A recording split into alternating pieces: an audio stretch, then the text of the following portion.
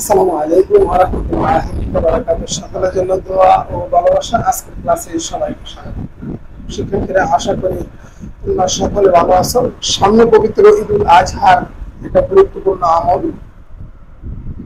শিক্ষার্থীরা, আশা করি যাদের মাতা করে কুরবানি ওয়াজিব হয়েছে তারা অবশ্যই কুরবানির এই আমলটি করবে। আজকে সাধারণ জ্ঞানের ক্লাসে আমি তোমাদেরকে আন্তরিক মুবারকবাদ জানিয়ে ক্লাস শুরু করতে যাচ্ছি। আমি আজকে যে প্রশ্নগুলো নিয়ে সাজিয়েছি, দেখো, এক নম্বর হচ্ছে জনসংখ্যা বিশ্বের বৃহত্তম মুসলিম দেশ কোনটি? এই পৃথিবীতে জনসংখ্যার মধ্যে সবচেয়ে বৃহত্তম দেশ উত্তর হবে ইন্দোনেশিয়া। ই কমার্স কি? নতুন বাজারজাতকরণ পদ্ধতি, এটা অনেক গুরুত্বপূর্ণ একটা নৈতিক প্রশ্ন, পিলি পরীক্ষার জন্য গুরুত্বপূর্ণ। 47তম বিসিএস যারা দিবে এবং যারা দিবে তাদের জন্য খুব গুরুত্বপূর্ণ, এটা প্রায় পরীক্ষাতে চলে আসে। ই কমার্স কি? নতুন বাজারজাতকরণ পদ্ধতি। বৈদ্যুতিক পাখা ধীরে গুণে বিদ্যুৎ খরচ কিরকম হয়ে থাকে?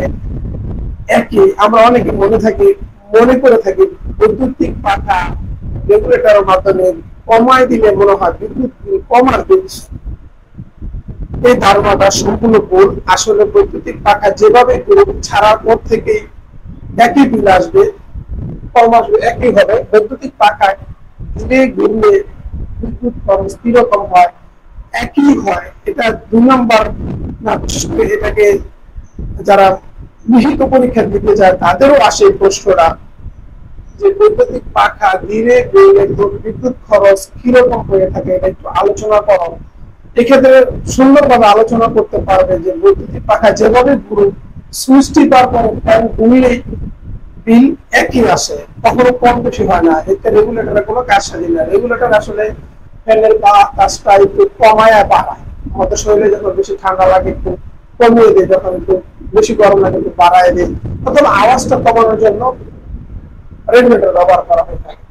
তারপরে কম্পিউটারের কাজের গতি কি দ্বারা প্রকাশ করা হয়? উত্তর হবে সেকেন্ড। কম্পিউটারের কাজের গতি কি দ্বারা প্রকাশ করা হয়? উত্তর হবে সেকেন্ড। তারপরে কারবালা কোন দেশে অবস্থিত? বর্তমান ইরাকে। কারবালার ঘটনা, কারবালা কোন দেশে অবস্থিত? স্থানটি বর্তমান ইরাকে। চীনের দুঃখ বলা হয় কোন নদীকে? নদী। এটা আলোচনামূলক প্রশ্ন করে থাকে। তারপরে কারবালা নিয়ে আলোচনামূলক প্রশ্ন করে থাকে। চীনের দুঃখ বলা হয় কোন নদীকে? উত্তর হুয়াংহো নদীকে। কারণ হুয়াংহো নদী প্রতি বছরের বর্ষার পানি নিয়ে আসে এবং চীনের প্রশ্ন করে থাকে, যার জন্য হুয়াংহো নদীকে বলা হয় চীনের দুঃখ। তারপরে প্রশ্ন হয়েছে সবচেয়ে বড় গাছ কোনটি পৃথিবীতে? উত্তর হবে বাঁশ। সবচেয়ে বড় গাছ পৃথিবীতে, সেটার নাম হচ্ছে বাঁশ। তারপর হচ্ছে স্মরণ শক্তি হ্রাস পায় কোন খনিজের অভাবে? উত্তর হবে আয়রন জিঙ্ক।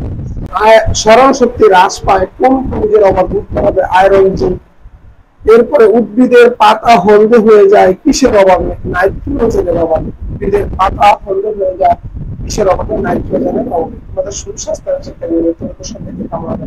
আজকের মতো এখানে বিদায় নিচ্ছি। আসসালামু আলাইকুম ওয়া রাহমাতুল্লাহি ওয়া বারাকাতুহু।